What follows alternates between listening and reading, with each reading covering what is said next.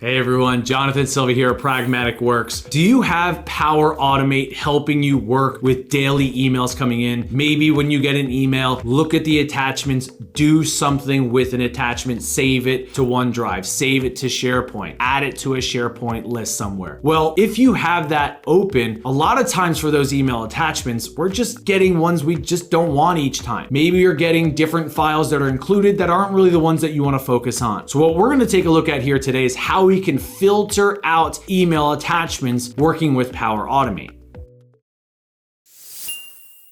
Now what I have here is a workflow all set up, ready to go, that is triggered when a new email arrives. On this trigger, what I've set as my filtering parameters is that I'm only including emails with attachments, and I'm storing those attachments. So the only with attachments and include the attachment filters. Then what we have in here is a for each loop. On this for each loop, we are going to iterate over each of the attachments. This is our apply to each control that we have in here. So it's going to store each attachment in a list or in an array, go through it one by one. Then what I always like to do here is, this is a just in case action, is to go ahead and get the attachment. We don't have to have this in here every single time working with our attachments, especially if we're just going to go ahead and create the file, but it's really good to have if you want to go ahead and add that attachment somewhere else down the flow. This is going to ensure that it's storing all of the metadata that you may need for that attachment, including not just the content type, but everything else you may need inside of that attachment to use it later on as a future attachment. So we're going to keep that in here as a just in case. And then we'll go into our condition. And in the condition, this is actually really easy to do. When we work with our email attachments, we get inside of our dynamic content, we get, especially if you use get attachment, the name of the attachment. Well, the name of the attachment includes the full extension. So the full name of it with extension. So it includes that .pdf, .docx, or .ppt. And we can use that to help us within our filter. So we could just simply say the name contains, and then choose your extension here, maybe PDF. So now every time this workflow runs and is triggered by a new email, we can add in other filters, of course, we are only going to store the PDF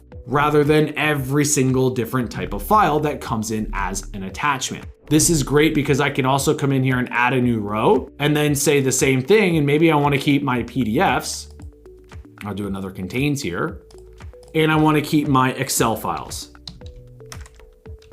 We're going to do an or on this and say, okay, if the name contains PDF or XLSX, then go ahead and keep those attachments. So then from there within my condition, all I'm doing is a quick create file in OneDrive here, just putting it to the root folder of OneDrive, and then we'll be able to use it from here. So let's go ahead and save and test this and see exactly if this filter is working the way we intend. I'll go ahead and send myself an email real quick. And I'm going to add in a few attachments. There we go. I have 1, 2, 3, 4 attachments. Well, you'll also notice if you saw there as I click, I have my signature. That's an image in here. I bet you that adds that as an attachment as well. So we'll have to take a look at how that works too. So we have our image there. Let's go ahead and send this.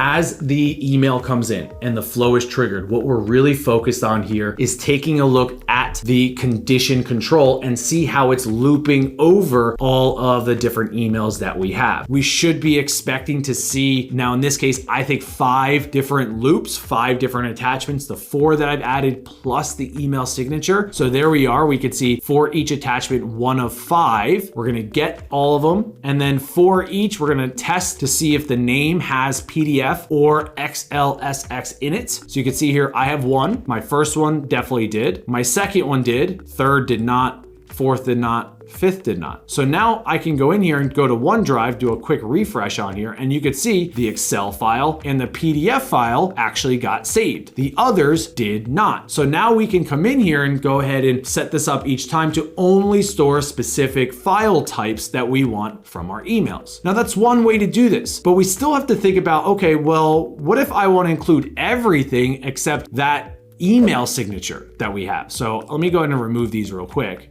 And let's test this out real quick. Let's say that I actually want to include all of these attachments, anything that comes in, but not any email signature. I don't want to see somebody's, the email signature that's an image here that you can see on mine. I don't ever want to see that. I just want everything else that comes with it. Well, if we want that within our flow, what we could do is let's go edit this and we could just change our condition. I'm going to go ahead and remove one of my conditional pieces here. And then let's change this condition right here. So instead of the name of the file, what we can do is if we go to our dynamic content, there is a piece of dynamic content here that is called is inline. In fact, is inline is also included in the general when a new email arrives. So you can see attachment is inline is one of our different options here for that one as well. So we can use this from the trigger or from the get attachment action is inline. And what this is evaluating is it part of the body of the message or not? So we could say, well, is inline is equal to false.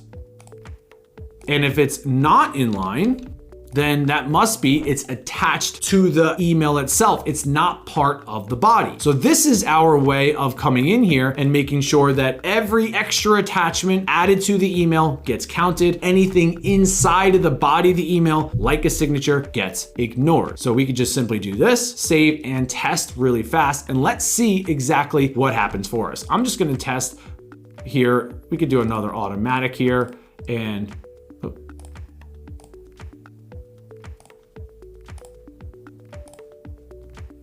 I'm just going to test another manual flow here. Let's just add them all back in one more time. I'll just go ahead and resend this. In fact, I could probably just forward it to myself. There we go.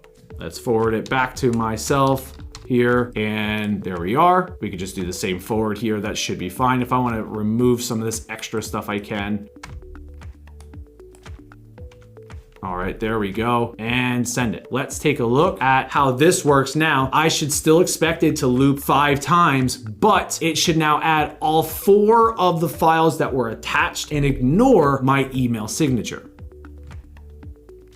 All right, so here we are. We have our 5 loops, 1 of 5. The first one gets added in, second, third, fourth, and we're missing 1. So let's make sure we don't have an image here in OneDrive. I have just those 4 files that were attached, not the email signature that's stored as an image inside of the body of the message. That's working exactly how we want it. So now every time I get a new email, I'll take all the attachments coming in, but ignore that email signature. So if you like this and want to see more from myself and all of us here at Pragmatic Works, definitely remember to go ahead and drop a like, hit that subscribe button, follow us for more tips and tricks around Microsoft Power Platform and others so that you can go ahead and set yourself up for success in the future. See you next time, everyone.